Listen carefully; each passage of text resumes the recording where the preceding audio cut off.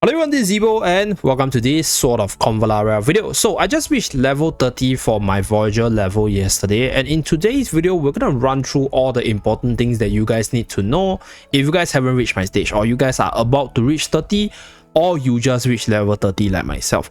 So without further ado, let's jump into the very first pointer, which I think is massive, and it's with regards to the upgrading system. So the character power up, you can actually get it through your equipments, right, through your Terra Whisper, through your talents, as well as the different bonuses on getting duplicate copies, as well as the skills of your characters. So from 30 or from 29 to 30, right after you reach the 30 mark, you can upgrade the equipment from level 30 to 40, right, for all the whispers as well as the gears itself. But do take note that the cost to upgrade increases tremendously, and you will probably run into a deficit. So right here from 20 to 30, it costs 14,640 gold and then 18,300 dust. Okay, and if we go into this side over here, from 30 to 40, right, it costs 27,000, which will just empty out my dust reserves right here. So at this point, I think most people, in fact all people, I would like to say all, but there will be some people that will be farming the gear dungeons. At this point, you shouldn't do that, because even if you farm the gear dungeons at this point, the gears that you will get will be replaced eventually, and you get better quality gears the later dungeons you go. In fact, you can actually farm your UR gears later on anyway. So that's where your late game will consist of gear farming. And for the Radiant Powder itself, it will be lacking because you're not farming the equipment dungeon, so you're not getting the Radiant Powder from there. So your sources of Radiant Powder will come from your quests, from all the different codes, as well as whatever the game gives you as you progress through all the different towers and stuff. So it will be very limited. So do plan the gear upgrading carefully and consider the different factors as to, am I going to continue using this weapon, right? Will I get a power up really soon? Will I get a replacement and then I'll just swap it out and this weapon becomes useless?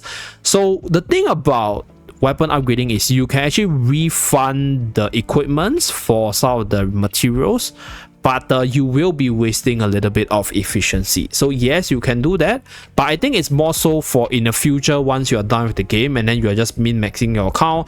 And maybe, for example, right now I'm using Ceremonial Knife, which is the best for Red Falcon, right? In the future, once I get a UR weapon to 5-star and it's a lot better on Red Falcon, then I'll probably break down this weapon to get the upgrading materials back. So for the breakdown part, is useful, but I won't really recommend you guys do it at this point, because it's just not efficient, and like, you might be getting better stuff moving forward. So that's for the breakdown side.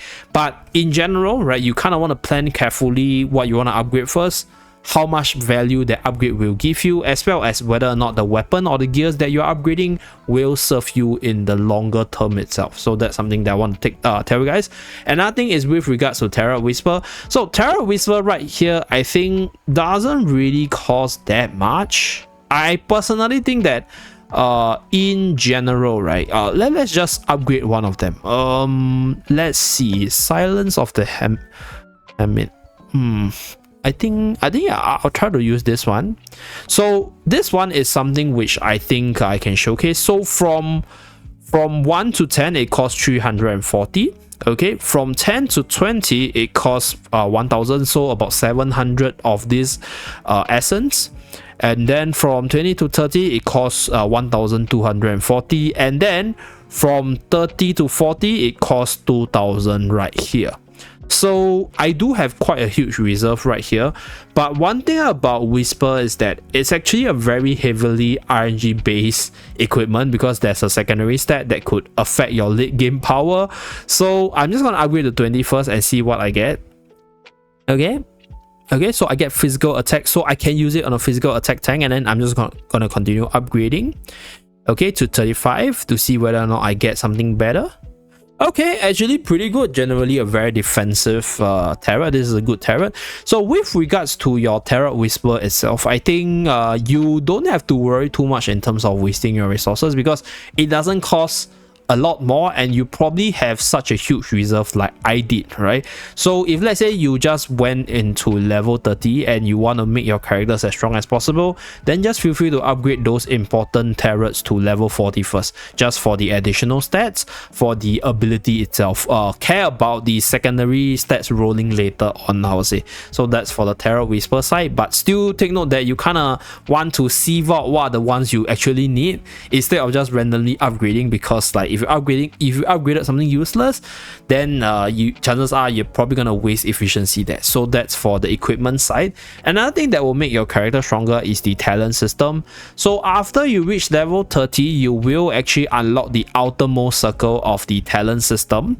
So I will actually save the whole talent system for another guide where I will share my own talent system tips and tricks, as well as the thought procedures, so that you guys can actually refer to that as a reference point. But for the system itself right here, the outermost circle, right, will give you or will require you to use the star spike, which is the silver color background resources, compared to the brown color one in the inner circle itself. So most of you guys, once you reach level 30, will have some silver color spikes, but will be in limited copies, so you won't be able to upgrade everything.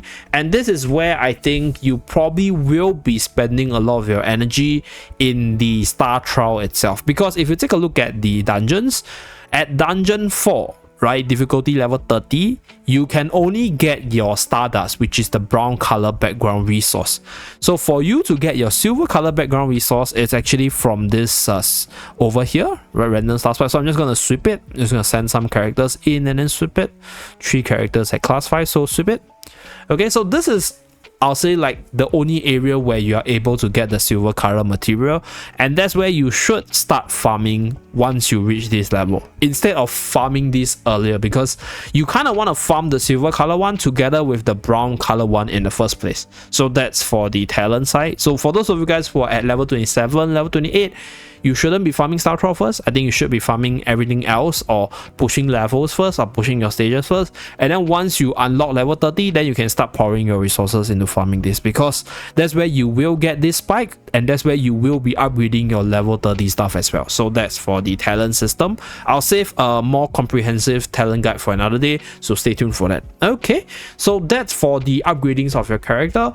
Another thing I want to talk about is with regards to the dungeons itself. So with regards to the different dungeons, we are now able to farm the next tier of the dungeon, and I think there are certain dungeons which are more valuable than others. For example, I think radium forging is not that much valuable, because after farming a few times on my TW account at level 35, I realized that you're not actually getting much more, right? So I will be collecting more data to showcase to you guys and talk about the efficiency in terms of the dungeon 4 to 5 upgrade, and then presenting it to you guys in data form or in presentation form, so as to explain my rationale as to what dungeons to farm to maximize your energy.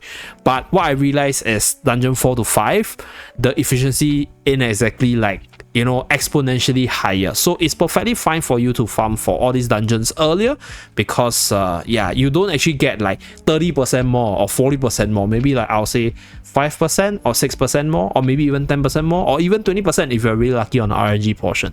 So that's for like radium forging, as well as for example rank up trial, or even your level up training itself. So that's for the dungeon side.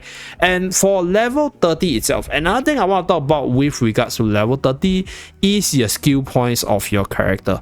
So this is, I think for the skill point side, it has never really been a major issue, because the materials that you need to upgrade the rank, you actually get them naturally by progressing through the story mode. So I think this is where, right, once you reach the rank 6 and preparing for rank 7 side, this is where you might also want to consider farming for the silver seeking medal right here.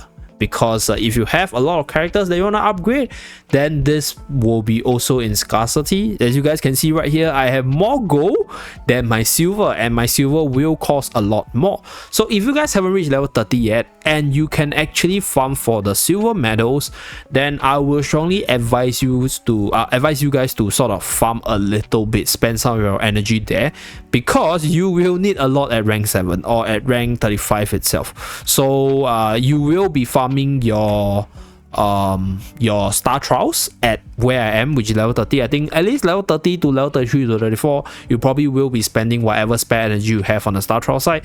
But before that, what you can do is definitely prepare for the silver color medals, because you are already getting some silver medals right here. So I think it's okay to start farming a little. That is pre-30, by the way. So this is for those of you guys who are still like climbing and you have some spare energy and you don't know how to farm. I think the trial is actually quite a good choice if you have a lot of characters you want to upgrade from the skill side of things.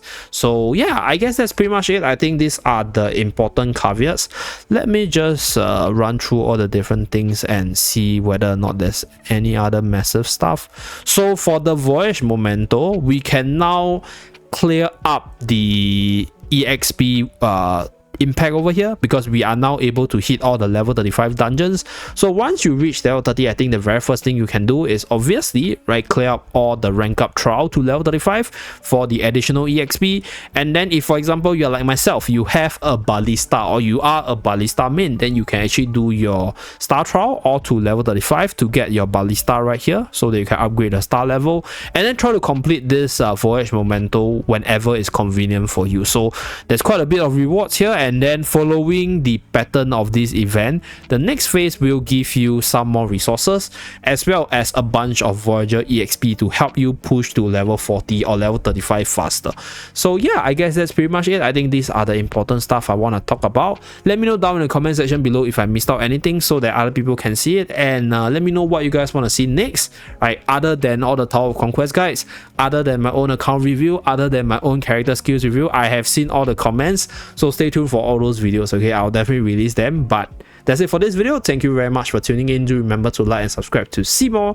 See you guys again in my next video. Bye guys.